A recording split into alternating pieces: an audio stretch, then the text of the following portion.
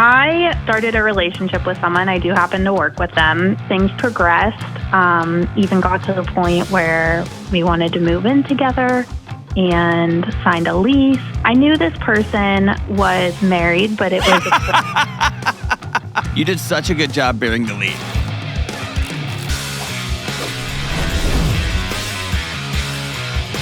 What up, what up, what up? This is John with the Dr. John Delony Show. Taking live calls from real people all across the planet going through real challenging stuff. Your emotional health, your mental health, what's going on in your relationships, your marriages, with your kids, whatever you got going on in your life. Here's my promise. I'm going to sit with you. I spent over 20 years sitting with people when the wheels have fallen off, trying to figure out what to do next. And I've been through it myself. I've sat with, I just can't count them, with countless people, and I've got the academic training to sit down and say, all right, what's the next right move? If you want to be on this show, give me a buzz at 1-844-693-3291 or go to johndelony.com/ask, A-S-K. All right, let's go out to Lucy in the Sky with Diamonds in Pittsburgh. Hey, what's up, Lucy? Hi. Thank you so much for taking time to talk to me today. I appreciate it. How are you? I'm great. Thank you for taking time to call in. What's up? So, I started a relationship with someone. I do happen to work with them, and it was over the course of a year, and things progressed, even got to the point where we wanted to move in together and signed a lease, and I knew this person was married, but it was explained to me that they were separated. I didn't understand that it was capital M married. Lucy, you have to lead with that. Yes. Lead with that. You did such a good job bearing the lead. So I did know that, but I was under the understanding that they were separated and beginning the process of divorce, which, you know, hindsight's 2020. I realized that divorce should come first before anything else. No way. No way. So, I mean, I didn't understand the situation at the time and was just kind of rolling with it. And okay, but you understand it now, though, right? Yes, of course. Okay, so this guy sucks, and he's untrustworthy, and he's cheated on one. He'll cheat on you, and so we're moving on, right? Yeah, I guess that's the question is how to move on. So, you know, he still talks to me. He still says that he has the same feelings and wants the same things. Why does he have any contact with you? We work together, so we're around each other. I've been in some pretty cold work relationships. I work with Kelly. I've been in some pretty cold work relationships. Yeah. It's hard not to hold you still want it to happen in your life. It's hard to let go of. I'm not going to lie. No, it's super hard, but you still want it to happen? In my perfect dream world, yes. I understand that perfect dream worlds don't exist. I love a good story, I guess. Yeah. And it's hard when someone's still saying all these things to you not to hold space in your life for them. And I'm afraid that I'll pass up on good things because in the back of my head, I'm always waiting. There's no good here. Yeah. Can I tell you an alternative hypothesis? Yes. I think you are upset / confused as to who you've become. And it's easy to connect to, I have a close buddy who had an affair, was such a left turn for him. In a million years would never be that guy. And instantly wrapped up in that relationship to try to make that work because that was the only path to redemption in his mind. I have a friend who's a woman who just completely poured her soul out to somebody. Like it happens all the time where I can't believe I've become this. Like you never set out to be somebody who would be the other woman, who would date a married man, fall in love with him, sign a lease with him. And then there's this picture in your mind when you look in the mirror of, oh, you're a kind of woman who does that. Yeah. And so now you have a vested interest in somehow making this thing work with this guy to almost to build a wall around the collateral damage here. I'm going to tell you, the lack of character of this man is so powerful because it's not like he had a workplace crush. It's not like he got it in over his head. It's not like he had a one-time affair. He took someone along his fantasy ride. He used you so badly. And by the way, you used him after you found out. Because he becomes a way to get fully emotionally invested without ever crossing a line, right? Because he's anchored at home. The whole there is zero good that can come from this. That's a very fair assessment. I don't know how to break that connection in my brain. I don't know. You have to cut it off. It's like stopping drinking. You can't just keep going to the same bar. Right. You can't have alcohol in your house. I've got friends who've been in recovery for 20 years, and they can be around it all day long. That doesn't bother them at all. But that first couple of years, it's scorched earth. I can't be around the same people. I can't go to the same places. And at some level, you have to get some whether you have to manufacture it or you have to just let it go. I can't believe you're not enraged at what a lying sack of crap this guy is. That is what I hear a lot is people are like, I can't believe you don't hate him. And I don't. No, it's not hate. It's rage. Like hate's kind of a waste of time. I'm talking about like a guy that would sign a lease with you. Yeah. Take it that far. Yeah. Yeah. That's disgusting to me. And I didn't find everything out until after the fact because... Can I tell you something? You still don't know everything? Because I promise you he tells his wife something different than he's telling you. Oh, I would bet my life on it. Promise. Would bet my life on it. I don't talk to that woman at work. She's kind of crazy. She follows me around everywhere. She always is texting. All I want to do is be with you. We've built this life together. I work with a crazy person, but I can't get a new job right now. You're the other story. But you can't control that other story. You can't control what a spineless, lying coward he is. You can control what kind of spineless, lying coward you are. Stop. Just stop. I think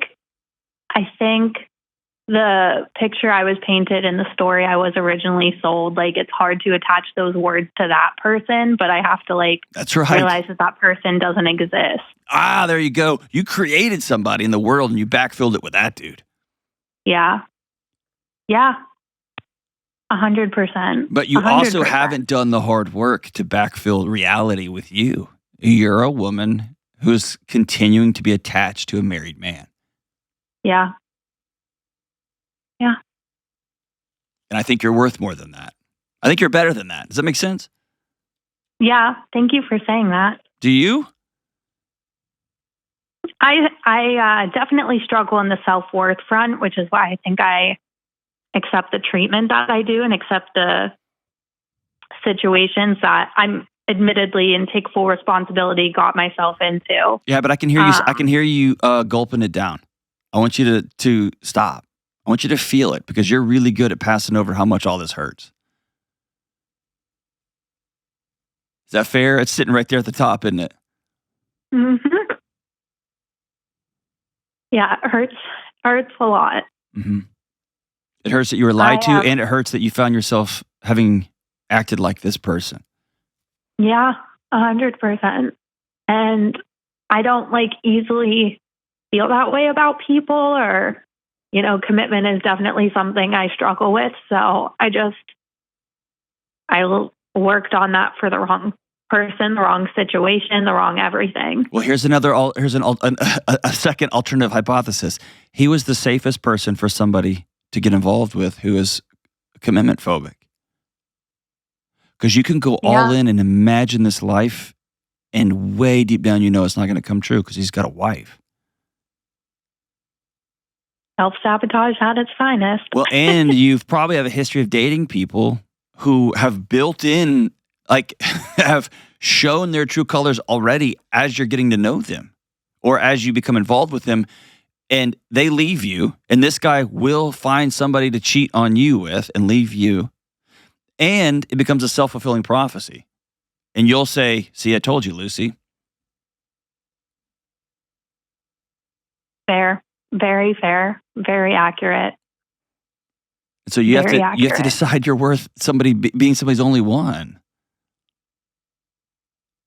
which means you have to risk getting hurt. And by the way, like just from a data perspective, you've proven it to yourself. Like that your way gets you hurt too. Yeah. So it does. You can't fix anything that has happened up until this point, but you can do the next right thing. And just completely cut contact. And that's definitely going to be a challenge, because before anything turned into anything, this person, it started out as friendship, which I'm sure you've heard a million times over. And I didn't mean for it. It sounds stupid. I didn't mean for it to get this far, but of course not. Nobody does, man. That's why I'm not screaming at you. And if the roles were reversed and he was on the phone, I'd be mad at him because he's married. But nobody plans for it to get like this. I get that. But somebody has to call it at some point and not continue the fantasy train right off a cliff. And by the way, I don't think you can make this switch long term that doesn't come from a place that you believe in your bones that you're worth more than this. Yeah. Because if you don't, you're going to break up with them because you're pissed or you're angry or like some indignant, like, yeah. And that kind of like when there's like a great painter or musician and you walk up to him and you're like, I need you to know you changed my life. That's amazing. But that doesn't pay the light bill, right? Like it'd be cool if you bought a record or a ticket. Similarly, you can break up with somebody because you're enraged. That doesn't make the 2 a.m. loneliness go away. Right. And you have to decide I'm worth it. That doesn't make the loneliness go away per se, but it does. It backfilled with a sense of virtue and character and worth. You're just worth more than this, man. Thank you for saying that, because I don't always feel like it. I know you don't.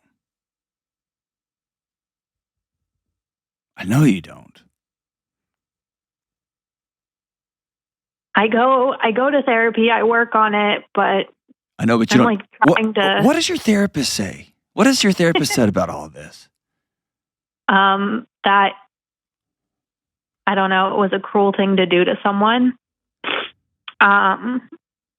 I didn't find out about everything until after a lease was signed. We were making lease payments. It was like when he was supposed to move in that things got weird. And that's when I was like, something's not right. So I went to his house, and that's how I kind of found everything out. Did his wife answer the door? Yeah. Oh, for real? Yep, I was kind of joking.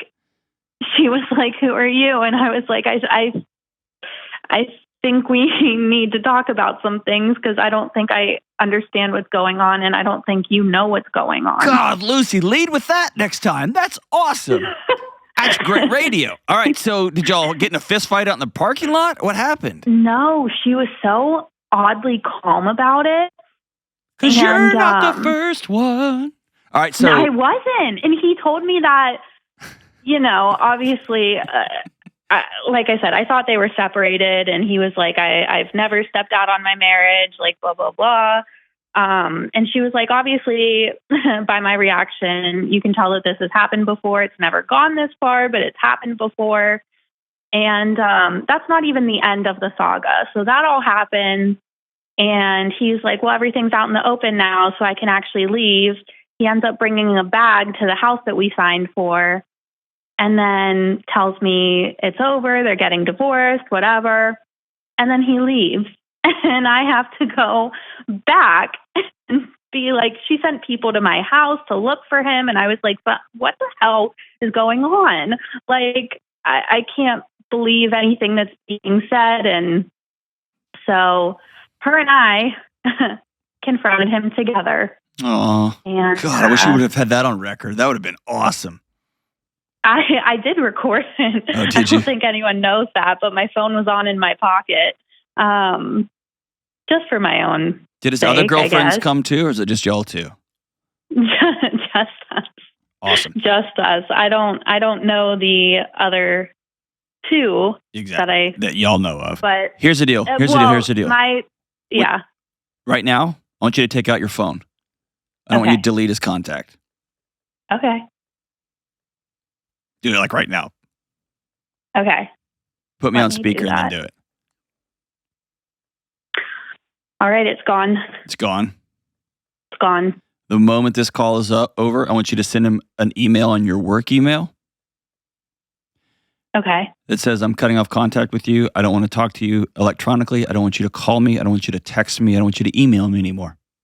If you do, I will consider it harassment and a violation of our professional working relationship.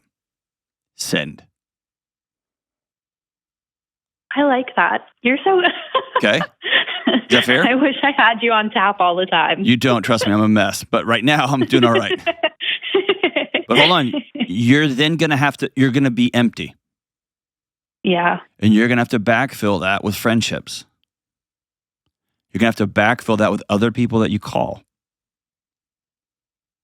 And you're going to have to deal with the hollowness that you feel because you became somebody that you don't respect. No, I don't at all. I'm telling you from the outside, you're worthy of that respect, but you gotta act different. You gotta be someone who doesn't date married men. Yeah.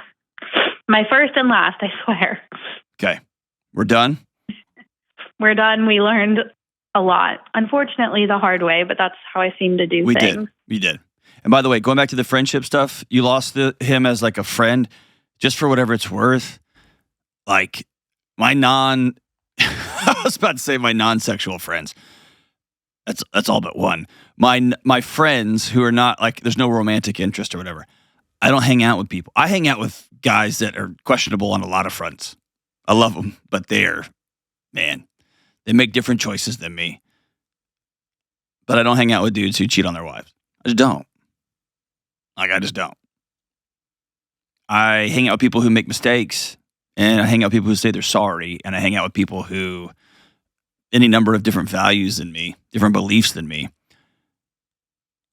But forget the romantic part. Don't be around this dude because he's the kind of scumbag that cheats on his wife. He's the kind of scumbag that continually over and over destroys the humans in his life. I'm just not going to be around that kind of person. I'll walk with them if they say they want to get better. They want to change their life, but that's just as a rule of life, man. Life is too short and there's too many amazing people out there trying to do the next right thing. Today's your Independence Day, my friend Lucy. Today's your day of freedom. And today's a day you got to deal with a lot of hard stuff, including the things that you've done and the person that you were becoming. But we're going to become something different starting today. Hang on the line. I'm going to send you a copy of Building a Non-Anxious Life. That's going to be my gift to you. But if you call him or you respond to a text message or if he emails you and you don't send it on to HR, you have to send the book back. You won't, but that's my rule. Thanks for the call, Lucy. We're rooting for you. We'll be right back. I'm obsessed with 8 Sleep.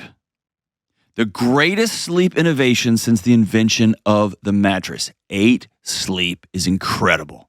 And I am so jazzed that 8 Sleep is partnering with the Dr. John Delony Show to take care of our listeners and change the way you sleep and ultimately change your marriage, change your health, change your life. My wife and I have been sleeping on 8 Sleep what feels like forever now, and it is simply extraordinary. I recommend it to all my friends, my bosses, my family members. I recommend it to everybody. I'm like a walking 8 Sleep billboard. My wife likes to sleep basically on the surface of the sun, and I'd prefer to sleep just north of Antarctica. And 8 Sleep makes it possible for both of us to sleep just like we need and want to in the same bed at the same time. So what is 8 Sleep? My friends at 8 Sleep have created a fitted sheet that goes right over your existing mattress. And embedded in the sheet is cooling and heating technology. It's called the 8 Sleep Pod. And like I said, you can put this pod cover over any existing mattress like a fitted sheet, and it provides individualized temperature adjustments. It cools down or warms up each side of the bed. And here's what's rad. It learns what your body needs and begins to do this automatically over time. And in turn, it can improve your sleep quality like you have to experience to believe it. It also has a gently vibrating alarm built in to wake you up. And that way you can keep all of your gadgets and data things and phones and watches. You can keep all that outside. Your 8 Sleep pod cover will take care of you. And if that wasn't enough, the pod, because why not, just got an upgrade. I've been using the 8 Sleep Pod 3, and they've just announced the newest generation of the Pod 4 Ultra. Cools, it heats, and now it elevates automatically. There's so many great new features on the Pod 4 Ultra, but here's one of my favorites, and you're not going to believe this. The pod can detect your snoring and automatically lift your head by just a few degrees to improve airflow and help you or your partner stop snoring. Is this for real? I feel like we're living on the Jetsons. We are. You owe it to yourself and your marriage to at least check it out and learn more about the 8 Sleep Pod. Right now, stop the show and go to 8sleep.com/Delony and learn all about it. That's 8sleep, EIGHTSLEEP.com/Delony. And if you use code Delony, you can get $350 off the Pod 4 Ultra. Go right now and check it out. 8 Sleep will change your life and your spouse's life. And I know this because it's changed mine. All right, let's stay right here in Nashville and talk to Rachel. Hey, Rachel, what's up? Hi, I'm good. How are you? I'm great. What's up? Well, okay, so I have this habit of lying, and only until recently have I really felt, I don't know, convicted of it. I met my husband a few years ago, and I had told him that sometimes I lie and like make up stories, and only now I feel like I've really felt those like repercussions of it, just because we're so close, and you know. How long have you been doing that? Like since I was a kid, I think. I mean, just, even like with my parents, I was homeschooled, and like my mom wasn't super involved in my education. And so like she would, ask if I had gotten some homework done, and I just would say yes, and it, wouldn't be done, and it was all okay. So is it, so people lie for all different reasons, right? You lie to avoid punishment, for personal gain. But it sounds like you lie just as a way to maneuver through the world. Yeah, I think, I think a lot of it is, to protect myself, like for, to either avoid punishment, or if I know someone, like I'm going to say something that someone doesn't want to hear, I would just rather them hear what they want to hear. Why do you think so little of you? Because that stems from a place of you don't think what you're about to say has value or merit. Yeah, this has actually been a common theme that I've noticed recently, that I often come back to I'm unworthy. But where does that come from? Who told you that? Well, I think so I had this dance teacher growing up. I was trying to be a professional ballet dancer for 11 years or so, and she was pretty she would be verbally abusive and emotionally abusive. And I think a lot of times I would lie to her just to be like, oh yeah, I understand what you're saying. And then she would stop, paying the attention. And I think that could be where it was coming from, because then I didn't feel guilt. Like I just felt like, oh, I got out of it, Mm-hmm. Have you struggled with disordered eating? Yes. When I was 17, I had a dance teacher tell me to lose weight, and that no one was going to take me seriously if I didn't. And after that, it started a few years of, I don't think there was nothing diagnosable, but I just think it was disordered eating. But yeah. Yeah. Does anyone else know that? My husband does. He knows it conceptually. Does anybody else know what hell you went through from 15, 16, 17 to about 22, 23? No, just one of my friends who went through it with me. Okay. Right now, I can tell. Right now, your shoulders are up by your ears, aren't they? I want you to drop them. I'm shaking. I know. This is what it feels like for the first time to say something out loud. Yeah. Okay? Yeah. I'm sorry that somebody told you that you weren't beautiful when you were young. Thank you. And I'm sorry that somebody said you will perform for me so that I look good. And you became a tool in somebody's toolbox instead of a kid. Mm-hmm. Yeah. And I'm sorry that your parents created a world that was easier for you to lie, to perform, just so you could maneuver in your own home. Sorry. Thank you. Yeah, that's... Stop. You have to sit in it. You're too good at brushing it away and moving on to the next thing. Yeah. You have to just sit in it. It sucks. Mm-hmm. And now you have somebody that you said, I do. I'll be your ride or die for the rest of our lives. Uh-huh. And so here's what I want you to say. If you hear nothing else on this call, other than number one, you've been seen, okay? Mm-hmm. And I could ask you 2 or 3 more questions, and I'm 99% sure that the answer would be yes. I'm not going to do that because you've said enough. Oh, you've been vulnerable enough for this, just meeting you. Hi, Rachel. Good to meet you, right? Yeah. Whew. But you told somebody I do. Okay? Mm-hmm. So the things that kept you safe in these relationships growing up are going to destroy the most important relationship in your life now. Yeah. Okay? So what you have to exhale and know, both cognitively, like the actual information, the data, but also in your chest. Mm-hmm. You have to know that I needed to maneuver around mom and dad a certain way. I needed to get myself out of abusive adult relationships when I was a teenager. Mm-hmm. Now I'm going to have to practice on speaking my mind and letting the other person be uncomfortable because it's not my job to make everybody comfortable in the world. Yeah. I have to double down on telling the truth, even on tiny little things, and risk Mm-hmm. temporary discomfort over long-term disintegration. Right. Yeah, I just feel like my fear with that is that I'll say the truth and it just will disintegrate anyways. Your feelings are incorrect, Rachel. Yeah. Yeah. They've served your purpose. They've kept you safe, and now they're ruining things, right? Mm-hmm. So I want you to feel it. Your feelings are still good indicators. It's kind of like having a light on your dashboard. Sometimes it's good, and sometimes it's just you have an old car. Uh-huh. And you have a sensor that's not working great. Right?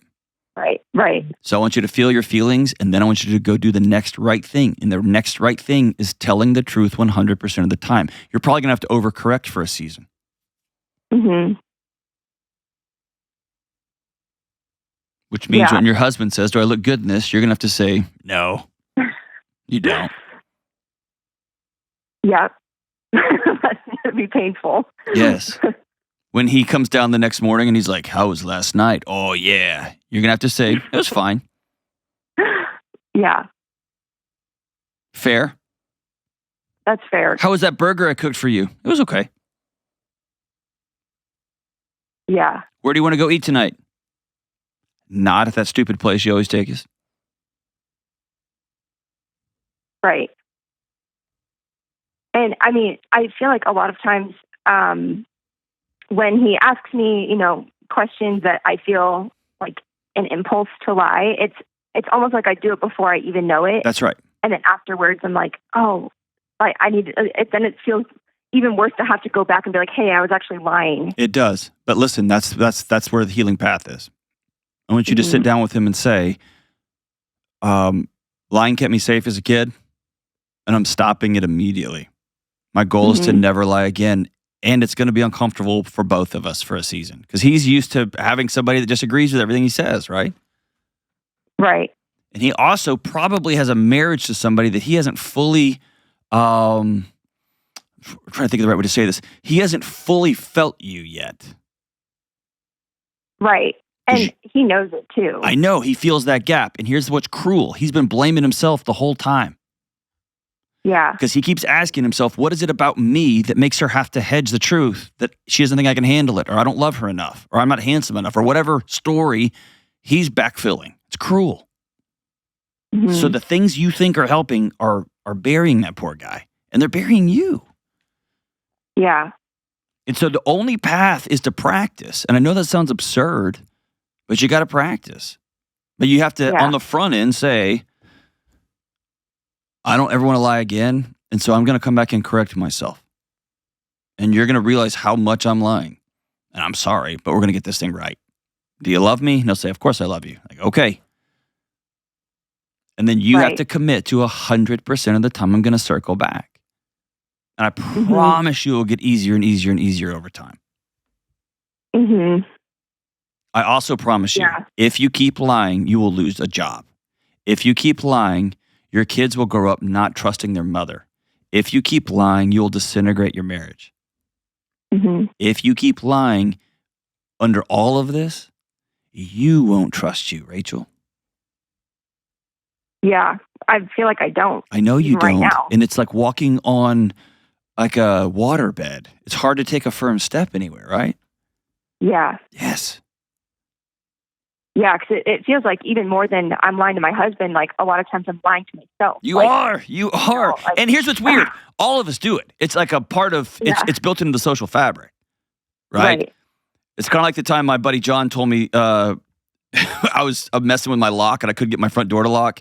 And he was like, dude, your neighbors are great. Let's just go. And I was like, well, it's not for my neighbors. And he laughed and he goes, dude, your front door lock is so your neighbors don't come in your house. If a bad guy wants in your house, he's getting in your house. And I remember going, oh yeah, I've been lying to myself, right? We do that all the time, but Right. there's layers to it. Some of Yes. it's like getting in our car and driving down the road. Like, yeah, I'm safe. I mean, kind of, but you're driving 80 miles an hour in a 2,000-pound metal box surrounded by other people texting and right? Like, so some of those things just keep us going, Right. but there's layers to it. Mhm. You still love your husband? Oh, yes, very much. We've only been married for a little over a year. Okay. Yes. No. That love will end shortly. I'm totally kidding. I'm kidding. That was awesome. All right, so here's the deal. You have to make a decision. I'm going to stop lying. And then you're going to have to go through the awkwardness and the weirdness of here's the two things I want you to do. I want you to write down every time you tell something, even the tiniest bit not true. I'll be home in 10 minutes. You know it's going to be 30 minutes. The drive is 10 minutes, and you're not even done shopping yet. No, I like that shirt. You don't. The little things like that, all the way up to, hey, did you call that guy? Did you text him back? No. Do you want to go to Christmas with my parents? Of course. I want you to write down every one of those things. And then I want you to make a commitment to your husband. I'm going to check in with you and I'm going to correct these things every single time. And my promise is if you will do this for a period of time, and I don't know, it's different for everybody, 15 days, 30 days, 60 days, you will begin to catch it as they come out. And here's what it will also do. It'll slow you down. It'll slow you down. One of the questions I wasn't going to ask you was, do you have any sort of emotional abuse at home, possibly physical abuse at home? And I'm not going to ask you that question, but I want you to think through it. Often I got to answer right this second, right now, ASAP, to brush this situation off was a way a kid keeps himself safe with emotionally unstable parents. And that may or may not be your story, but I want you to think through that. I want you to begin to pause before you answer. Just exhale. Make it a practice. Somebody asks you something, and let that breath be what re-energizes you. I'm worth the truth here. I'm going to say the right answer. No, I don't like X, Y, or Z. I don't like it. I don't care for it. I hate every person who, whatever. I don't. And there's such power and strength. And here's the other side. Like I said earlier, you're going to lose everything. Over time, you'll erode trust. You'll erode grace. You'll erode safety in all of the relationships you care about. Most importantly, in you. And you're worth more. You're worth more. So today's the last day. Actually, yesterday was the last day. We're telling the truth from here on out. Rachel will be known as the woman who you can always count on. She'll tell you straight up. And man, in this current world where there is no truth anymore, you will shine like a lighthouse in a stormy ocean. Thanks for the call, Rachel. We'll be right back. All right, I want to talk about Hallow. It's an app that I use just about every single day. So we're here at the end of summer, trying to fit in that last-minute vacation, trying to figure out where all of our money went, and trying to plan for the start of school, and it's chaos. It's chaos. It's chaos in your life, and it's chaos in mine. And it's this season when it's super important to make sure you double and triple down on your exercise practices, your counseling, your relationships, and your spiritual health. And if you're a person of faith, or if you're just curious and you don't know anything about this faith, prayer, whatever stuff, don't let your daily prayer or your meditation practices or your questions go unanswered or by the wayside. Don't let your still time with God go. As things ramp up and get more and more chaotic, we have to choose to slow down and focus on the things that really, really matter. And in addition to my conversations with my friends and my personal reading and journaling time, Hallow helps me stay on point with my spiritual practices. Hallow is an app that's easy to download right to your phone, and it is packed with daily prayers, lecture series, meditations, music, stories, nighttime sleep programs, and more. It's the #1 prayer app in the world, and it's simple, it's super high quality, and you can personalize it based on where you are in your spiritual life.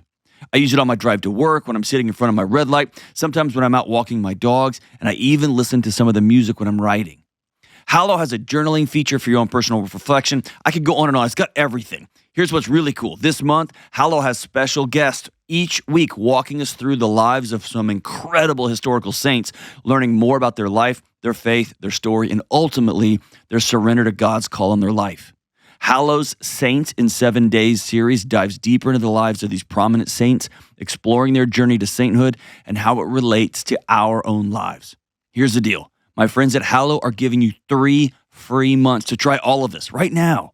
That's 90 days to experience the joy and peace that this experience can help bring to your life. It's totally free to try it out. Go try it. It can change everything. Go to hallow.com/Delony today for 3 free months. That's Hallow, HALLOW.com/Delony. All right, let's go out to the LAC, Los Angeles, California, and talk to Sarah. What's up, Sarah? Hi, Dr. John. How are you? I'm remarkable. How are you? I'm doing well. So I was calling because I was hoping to get some advice or some tools to deal with anxiety and fear around aging. Can I just tell you, thank you for calling. No one's ever called with this question, and it plagues all of us. Thank you. So for context, I'm 41, and I've never... Oh, my gosh. Are you on Social Security already? I'm just kidding. No, I've never felt better. I've never been more physically fit or happier or confident, finally, than I am right now, and I love it. Things are great.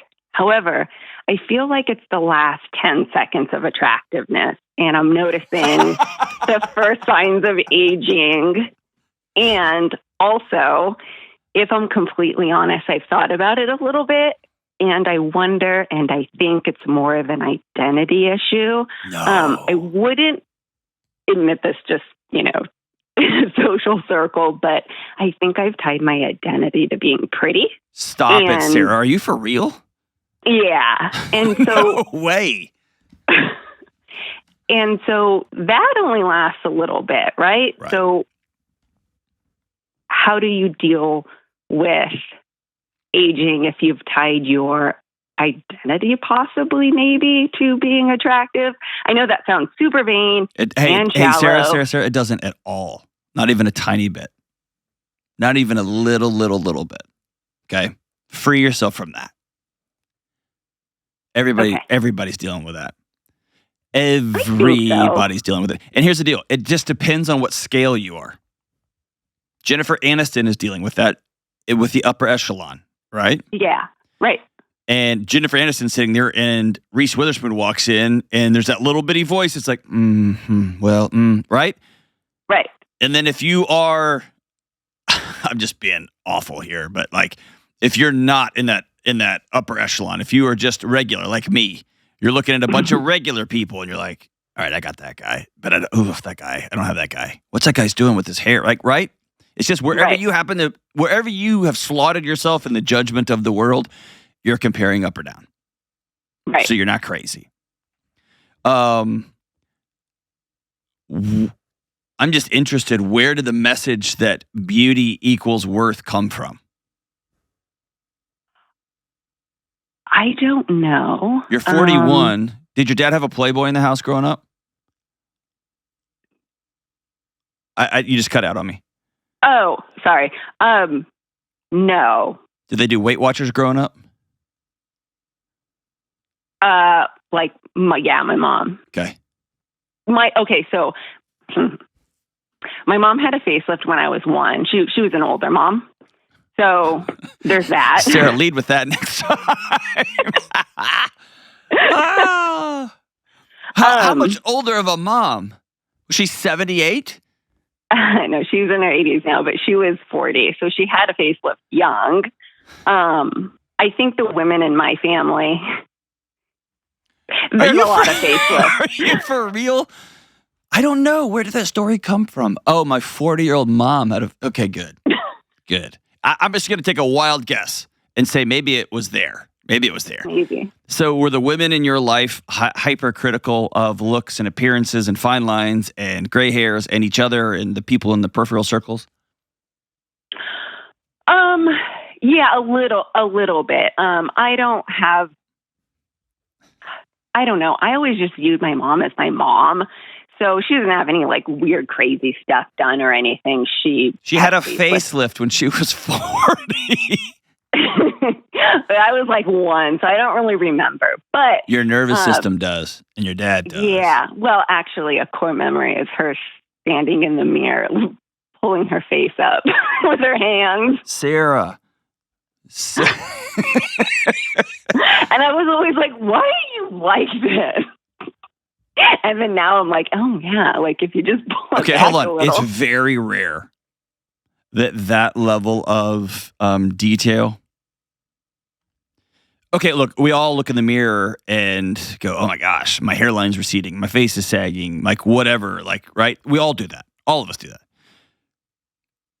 But that exaggerated where I'm going to take surgical steps. I am going to, I'm going to continue to be very critical of my own appearance. It's very rare that doesn't make its way onto your kids. Right. So tell me about this mom who was 50 when you were 10.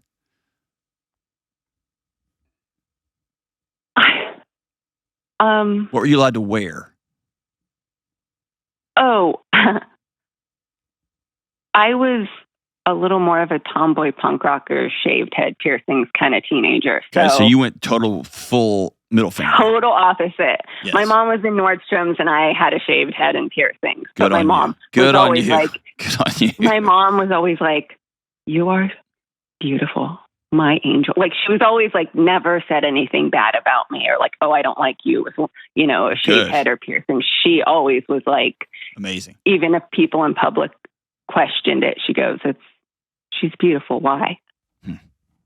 So I always felt very loved and supported by my mom and still do. Was it because you were beautiful? I don't know.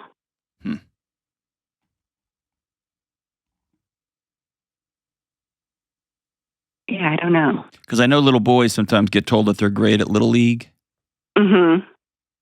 And they grow up with an obsession around performance because that was how their nervous system connected with the adults in their world. Interestingly enough, so my mom has 3 children and, I think everyone maybe has a label, right? Like my older sister's the smart one. I think I'm the pretty one. What does older sister do for a living? She doesn't do much. She struggles quite a bit with depression and does not have much of a functional life. Okay.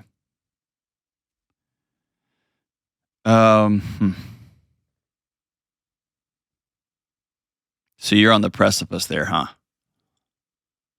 Mm-hmm. Yeah. Your answer's in the question you asked, and you asked it brilliantly. But I think if you were just to reverse engineer your question, the answer's right there. You have to make a active choice, and this is going to be very, very difficult for you.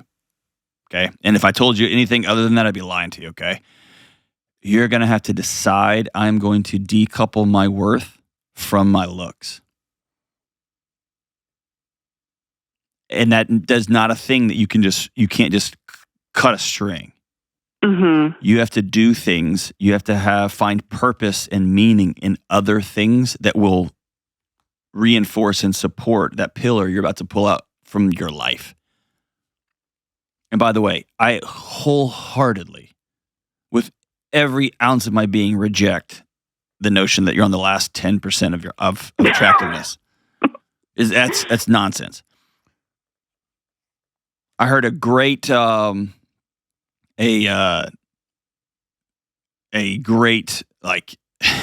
was kind of a philosopher guy, but he said the only difference between a 65-year-old man and a 25-year-old man is that for the 65-year-old man, they think 65-year-old women are beautiful too. Oh, I hope that's the case. I'm telling you right now, it's the case. And by the way, that external beauty, who cares? I'm not going to outsource that to a dude. That was just a trope. I'm telling you. Well, also, growing up in the early 2000s where everybody was like ultra skinny and you see, growing up thinking you're fat, finally after 20 years, I finally feel super confident and really good. And I'm like, man, what a waste of 20 years feeling bad about myself. Now I feel really good. And I kind of feel like regret that I didn't feel that for the last 20 years. What does that regret getting you right now? Nothing. And I don't want to be 60 and look at myself when I was 40 and remember when I thought I was old when I wasn't. You will. 100% you will. I know. But you just have to decide I'm going to take those with joy. Because here's the deal. You were a kid that grew up in a part of town that had like a lot of pollution in the air. And that was the pollution in the air that was the 80s and 90s and early 2000s, which is the thinner, the better. And that's just the air you breathe. And you got out. Now you're living on a farm, right? You're like, the air is fresh and it's awesome. You're like, man, I wish I could have grown up. Okay, you didn't. So let's just make sure moving forward that the air is clean. I like that. But you have to decide. So make peace because it is. And by the way, you can't undo any of it. So it's just a choice to be miserable right now. And we don't have enough time left to choose misery in the present. You have to ask yourself. I'll just cut to the chase. Let me give you a great homework assignment. I'm going to give you two things. Okay. Okay. Number one, I want you to write a letter to your 55-year-old self. And I want you to tell her who you're going to become in the next 15 years, who you're going to work towards, how you're going to be a good steward of your body. Not because it has to remain a certain aesthetic, but because you're worth feeling good every day. Right? Right. And I'm telling you, like, you've been around people that aren't classically attractive, but they are stunning. You want to be around them. Yes. And that is from the inside out. That's character. That's dignity. Mm-hmm. That's someone who looks in the mirror and loves who they are and what they see. That's my hope. For me, at least. And my hair will fall out and my skin will set. I've seen my grandparents. I know exactly what's coming. It's not great. It's not great, right? Yeah. But I loved being around my grandparents because they were hilarious. And my grandmother was one of the best trash talkers ever. Right? And my granddad thought my grandmother hung the freaking moon. And when my granddad died, my grandmother died right afterwards. And I'm talking about romantic love. Forget like being happy with what you see in the mirror, right? Right. I want you to not judge yourself the way you think other people are judging you because they're not. Mm-hmm. And here's your last homework assignment. I want you to write your eulogy. Oh, you mean pretty's not going to be on the list? Nope. It might be. Why people Here's the deal. Pretty probably won't, but beautiful might. Oh. You get the difference there? Yes. Beauty resonates. Pretty is youth, but beauty resonates. It comes from way down within.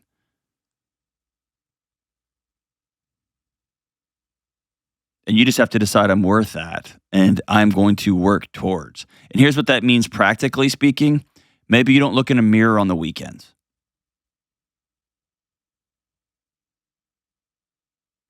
Or maybe you commit to whatever your particular fixation is. Drop your shoulders and remember a time when, like, where you earned that eye crinkle. Or if I smile right now, like, I'm getting old, right? So the crinkles around my eyes are big. I remember my wife telling me when she was my girlfriend, that was her favorite part, that I smiled with my whole face. And now I'm old, and so you could tell, right? But I remember back to every time I'm like, man, geez, looks like my face wads up every time I smile. I remember back to, that was my wife's favorite thing. And by the way, that still is her favorite thing.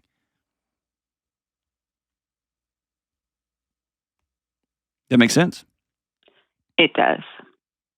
Irvin Yalom talks about this thing called death anxiety. And ultimately, when we get labeled with you're smart, you're pretty, you're the fast one, you're the quick-witted one, they become our identity, and over time, they become our way of hedging against this bus that's coming down the highway for all of us, which is we're all going to die. And we seem to be the only species that fears that with the existential anxiety that we've put on it.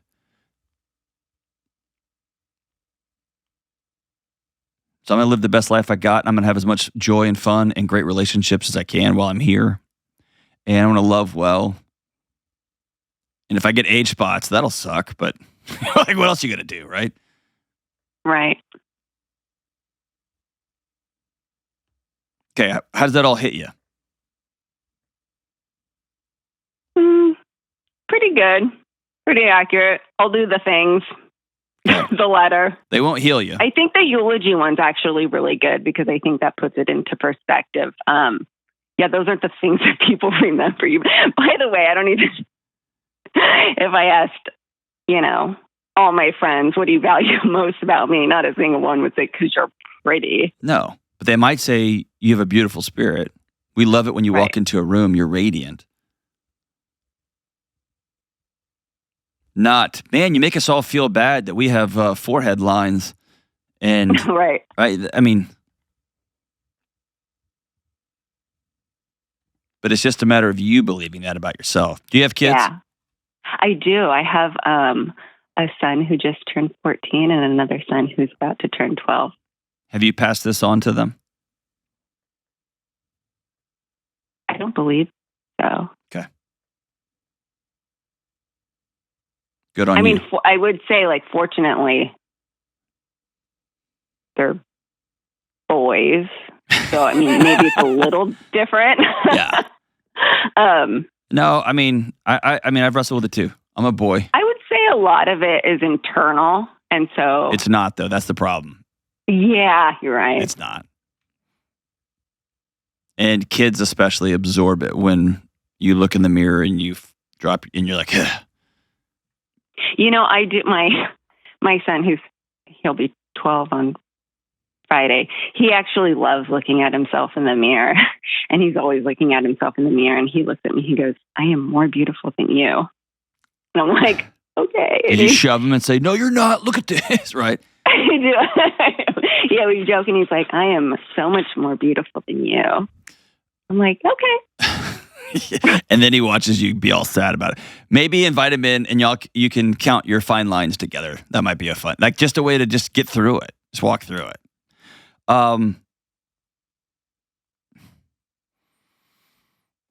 Fear. Here's the deal. It just ends for all of us, and death anxiety is real. The fear of aging is real, and anyone who tells you it's not isn't being honest with you. I think for all of human history, people have spent most of their energy trying to not die, like get food and shelter. And we've just entered into this little sliver of history where we can worry about other things. Or it's not just royalty that get to worry about things like beauty, and it keeps going on down the line. And now we're handed these boxes, these digital boxes that tell us, and these magazines and whatever, however you consume media that says like, oh, this is what beauty's supposed to look like. And if you don't look like this, then you're not enough. And if you're not enough, then he's probably going to leave you. You're going to be left alone, et cetera, et cetera. All that stuff is real, and I can't deal with any of that stuff. I can just choose to turn off the devices. I can choose to believe my wife when she says, I think you're handsome. I can choose to exhale and remember stories. I can choose to think about my son or daughter writing my eulogy. And I promise my looks is not going to show up on that. I promise it won't. Just comes down to you believing you're worth it. And I think you are. I think you are. Thank you so much for the call, Sarah. You're a saint. We'll be right back. This show is sponsored by BetterHelp. My wife and I were meeting the other day about back to school and all of the madness that's upon us. We got my travel schedule, her work schedule, our daughter's new clothes and school and forms to fill out, and all these online portals and my son's sports schedules. And now he needs new shoes every 2 weeks. And how are we going to pay for all this? And on and on and on.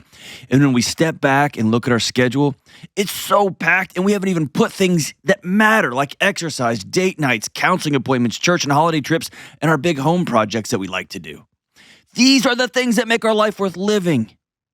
Here's what I've learned. When it comes to taking care of me, my family, and my work, I have to begin with the things that matter most, the things that keep me and my family well and whole so that I can wade into the chaos and be sturdy and present and strong. So as you're planning your upcoming end of summer and fall plans, make sure you don't skip date nights, make sure you don't skip planning for regular exercise, and make sure you don't skip your regular therapy appointments. Yes, therapy can be hard work, but it can also help make the rest of your life possible. When it comes to therapy, I want you to consider calling the team at BetterHelp. BetterHelp is 100% online therapy, and they're staffed with licensed therapists. They're convenient, flexible, and suited to fit your schedule. And with a good therapist, you can learn positive coping skills, how to set boundaries, you can learn how to become the best version of yourself, and you can learn how to stop comparison traps, and you can begin to find joy and peace in your own life. In this upcoming season, make sure you put on your oxygen mask first. Never skip therapy day. Call my friends at BetterHelp. Visit BetterHelp.com/Delony today to get 10% off your first month. That's BetterHelp, HELP.com/Delony. All right, we're back. Continue. What just happened was so great. Okay, keep going, Kelly. So I said that last call definitely hit close to home. Mm-hmm. So I'm 50 now, and I get it. It's rough, the idea of aging. And, I was telling them earlier, I have this little internal, when I'm looking at social media, people I graduated high school with. So we're all the same age of, I look older, I look younger than her, right? And, and I'll ask my husband, I'm like, oh, look how bad she's aging, that it's so stupid. But when we were just in here talking, Kelly, who's filling in on the phones today, who's 28. So there's a good bit of difference between us. A huge bit of difference. See. Shh. I'm probably not making it better. Sorry. No, not at all. But the idea that, I grew up with a mother who loved me very, very much, no question. But the idea that, pretty girls, the whole idea, of boys don't date girls that have a little pudgy tummy, who, mind you, I was a size 2 when I graduated high school.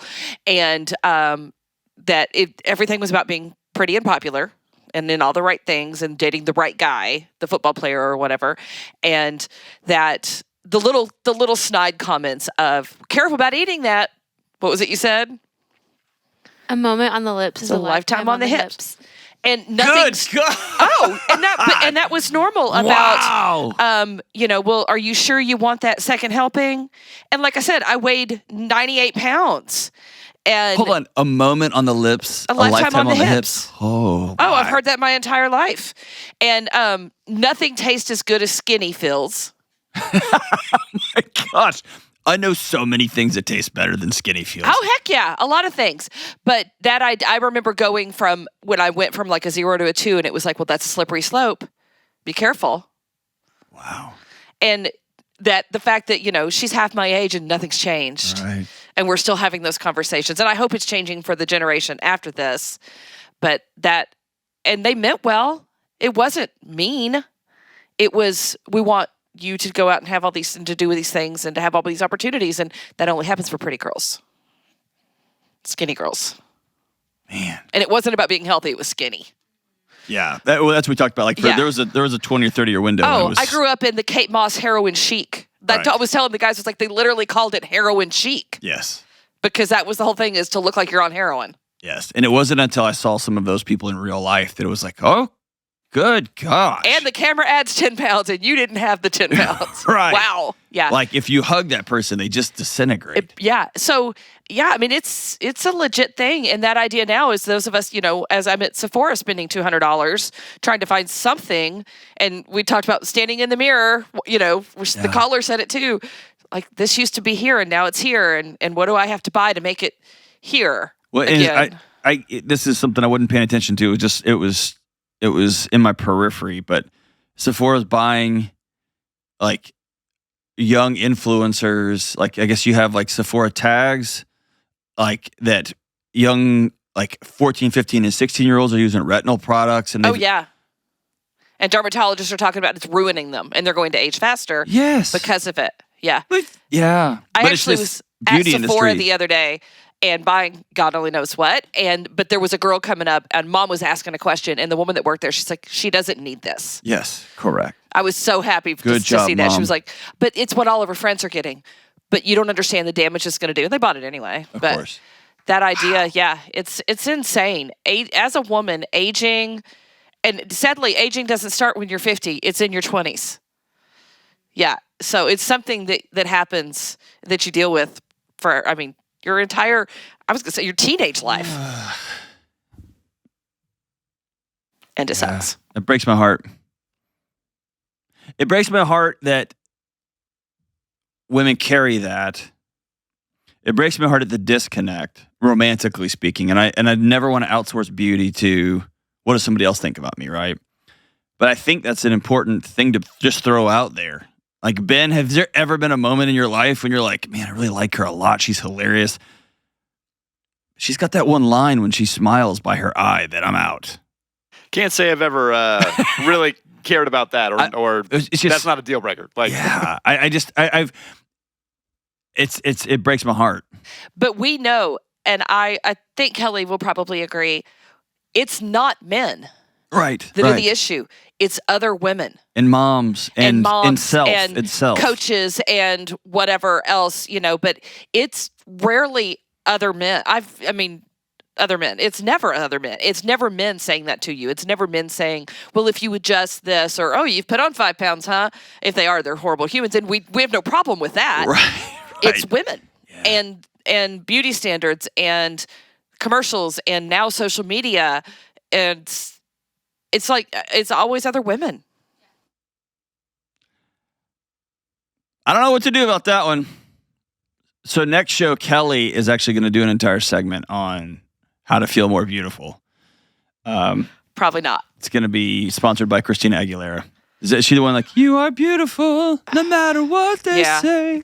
A lot of plastic surgery there, so I don't think that's going to be the... See, she couldn't help it. She couldn't help it. Hey, thank y'all for joining us today. If you struggle, with this idea of this anxiety around aging, around not feeling quote unquote pretty, find somebody and say it out loud. Find somebody and say it out loud. And if you have a pack of men or women that you do life with, make a commitment to each other. Yeah, we're going to begin to seek beauty. And that comes from the inside out. Except for Ben, you got to fix that beard, dude. I'll get on it. Looks a little bit itchy. Just kidding. I don't even know. I tried to even say something. I can't even say something. Love you guys. Bye.